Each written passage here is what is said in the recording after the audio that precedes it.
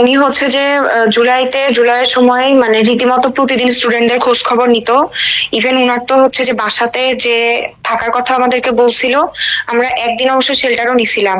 এটা আমি আপনাকে ওই সময়কার 24-এর হয়তো স্ক্রিনশট খুঁজে বের করে দেখাতে পারবো। তো উনি প্রতিদিন, এমন কোনো দিন নাই যে কর্মসূচিতে যাওয়ার আগে বা পরে উনি খোঁজ নেয় নাই যে আমাদের যে একটা গ্রুপ ছিল, যে আমরা ঠিক মতো হচ্ছে বাসায় পৌঁছাইছি কিনা বা যে কোনো ধরনের হেল্পের জন্য উনি প্রতিনিয়ত খোঁজ খবর রাখতো। জুলাই পরবর্তীতেও অনেক হেল্প করছে, সেটা হচ্ছে যে আমাদের যে আহত অপূর্ব, ওর অপারেশনের জন্য তিনি একটা অ্যামাউন্ট দেয়।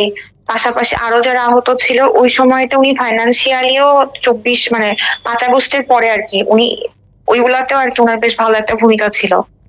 উনি একদমই জুলাইয়ের পক্ষে ছিলেন, সেরকম ভাবে ফেসবুকে স্ট্যাটাসও দিছে, আবার আমাদেরকে খোঁজ খোঁজ খবরও নিছে। আর উনি আমাদেরকে হচ্ছে যে হেল্প করার জন্য সম্ভবত ডিবি থেকে ওনার অফিসে যে ওনাকে এটা নিয়ে থ্রেটও দেওয়া হয়েছিল ওই সময়টাতে। কিন্তু আমি আসলে জানি না ছাত্র দলের ভাইদের সাথে ওনার কি নিয়ে ক্ল্যাশ, কিন্তু উনি আসলে জুলাইয়ের পক্ষ ছিল, এটা সত্যি কথা। ষড়যন্ত্র ডেফিনেটলি ভাইয়া, আমি হচ্ছে আপনাকে একটু বলি, এই যে মামলাটা তো এটা তো কিন্তু রাব্বানি তানিম অপূর্বর একটা গ্যাং মিলে করছিলাম, জানি না আপনি কতখানি খোঁজ নিছেন।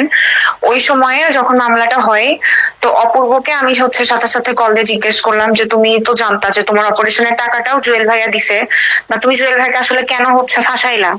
তো বলতেছে যে আপু আমার রিসার্চ করে বলতে হবে।